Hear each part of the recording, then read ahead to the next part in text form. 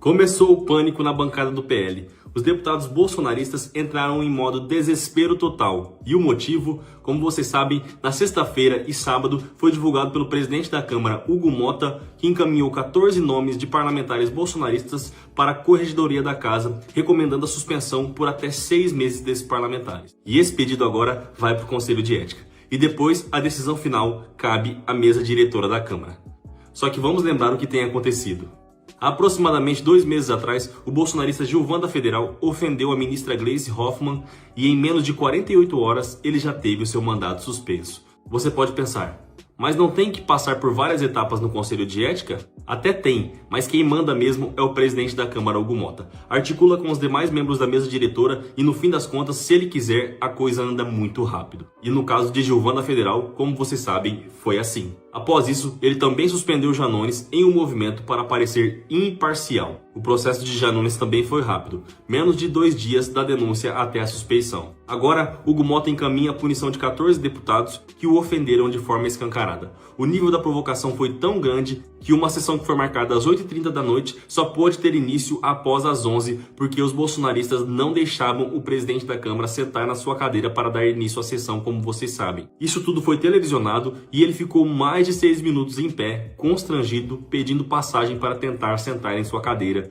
o que mostrou para o mundo uma imagem de presidente da Câmara dos Deputados muito fraco. E diante de todo esse desgaste gerado, a estratégia do PL mudou. Eles passaram a tentar desviar o foco, passaram a acusar uma deputada do PT de agredir o deputado federal Nicolas Ferreira e disseram que a ocupação da mesa foi pacífica. Mas é óbvio que isso não colou, né, pessoal? E outra coisa, todos nós sabemos a verdade. A ocupação foi ilegal, pois não se pode bloquear os trabalhos da Câmara por mais de 30 horas, como fizeram. Quando parlamentares do PT e PSOL ocuparam a mesa diretora em 2017 com uma faixa da reforma trabalhista, por exemplo, o protesto durou poucas horas e foi simbólico. E mesmo assim, deixaram o local antes do início da sessão. Já os bolsonaristas, como vocês sabem bem, fizeram todo um showzinho, ficaram acorrentados, impedindo o funcionamento da casa por mais de um dia inteiro e prometeram guerra caso não fosse pautada a anistia. Isso é claramente desproporcional e antidemocrático. E eles também acreditam que a população brasileira é idiota, tentando comparar o que o PT e o PSOL fizeram em 2017, quando lutavam contra a reforma trabalhista, com essa tentativa deles de fazer a Câmara dos Deputados e o Senado Federal de refém para que pautassem as pautas antidemocráticas dele, que são rechaçadas pela maior parte da população brasileira. E agora eles estão colhendo as consequências. A mídia tradicional, inclusive veículos como o Globo, publicaram editoriais pedindo punição severa e dizendo que o episódio lembra o 8 de janeiro, mas dessa vez de dentro para fora. A pressão pela punição dos parlamentares é grande. E agora o desespero bolsonarista já é evidente. Marcel Van Hatten, inclusive, publicou uma mensagem emocionada dizendo que chorou com as mensagens de apoio.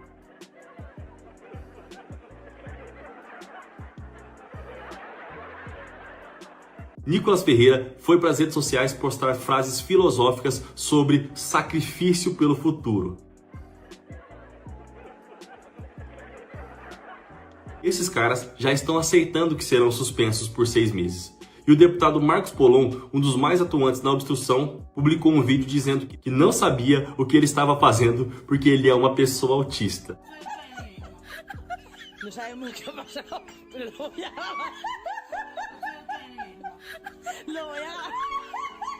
Dá pra acreditar, pessoal? Essa justificativa dele, como óbvio, gerou diversas críticas e críticas duras, inclusive da comunidade autista, já que ele usou um diagnóstico para fugir da responsabilidade de um ato político consciente. Zé Trovão também foi outro que apareceu nas redes sociais chorando, dizendo que não aceitava a suspensão e abre aspas, isso não existe, disse ele, fecha aspas. É fato que o clima é de caos dentro do PL. Para muitos, o caso mais grave foi da deputada Júlia Zanatta, que levou seu bebê de 4 meses para o plenário e usou a criança para impedir que a Polícia Legislativa pudesse tocar nela ou atirar da mesa diretora do Congresso Nacional. Ela mesma disse que cogitou ficar de fora da confusão para proteger a filha, mas preferiu ir ao plenário a si mesmo, inclusive sentou na cadeira de Hugo Motta e ficou lá amamentando a filha frente às câmeras do Congresso Nacional, o que gerou indignação na sociedade por ela claramente estar utilizando sua filha no meio de toda aquela confusão. Olha só o vídeo que ela fez, se vitimizando, dizendo que todo mundo está errado, quem se indignou está errado e que ela está certa e está sendo perseguida. Mas o episódio que aconteceu comigo prova para todo o Brasil o que eu já sabia. A esquerda odeia as mulheres e a maternidade. Eu me esforcei muito para poder estar ali naquele momento, no plenário da Câmara dos Deputados, meu ambiente de trabalho. Era a primeira vez após cumprir 4 meses de licença maternidade. Peguei avião com minha bebê e não é tão fácil como alguns podem imaginar. Requer toda uma logística, uma dedicação, enfim. Mas eu fui, conciliei maternidade com trabalho, como muitas mães no Brasil. Sinceramente, não vou dizer que me surpreendo com a atitude do PT de acionar o Conselho Tutelar contra mim. E mais, agora querem a suspensão do meu mandato, que significa me deixar 6 meses sem salário e também todos os meus assessores. Porque não basta querer me impedir de amamentar, de ser mãe, também querem me impedir de trabalhar. Agradeço a todos os colegas deputados de oposição que estavam comigo lá naquele momento de ocupação da mesa da Câmara. Me senti protegida por vocês, homens e mulheres preocupados em cuidar de uma mãe deputada.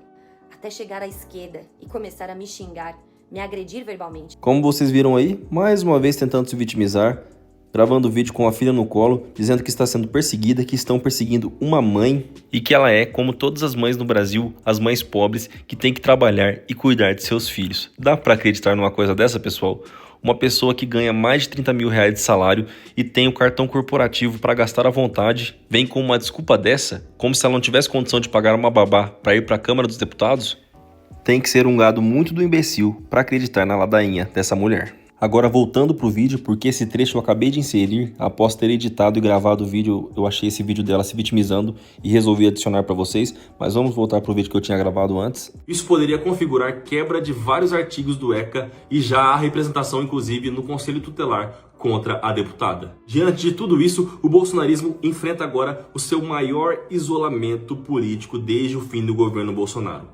Valdemar da Costa Neto, Ciro Nogueira e Gilberto Kassab já não querem mais se vincular a esse tipo de conduta. O Centrão agora quer punição. Eduardo, percebendo tudo isso, começou a falar publicamente em romper com o PL. Ele já está dizendo que no ano que vem haverá uma debandada de bolsonaristas do partido, a não ser que recebam mais apoio financeiro do partido. Ou seja, Bolsonaro está cada vez mais isolado, perdeu grande parte do apoio político, jurídico e midiático que ele tinha e a ala mais radical do bolsonarismo pode ficar 6 meses fora do Congresso Nacional, o que representaria uma vitória simbólica e institucional importante para toda a nossa democracia. Mas se não houver punição, tem um enfraquecimento sim, da mesa como um todo, do presidente como um todo. É hora do presidente agir. O que eles fizeram foi muito grave, tomaram a cadeira dele. Então veja, é esse posicionamento que todos querem. E é isso que a gente vai insistir.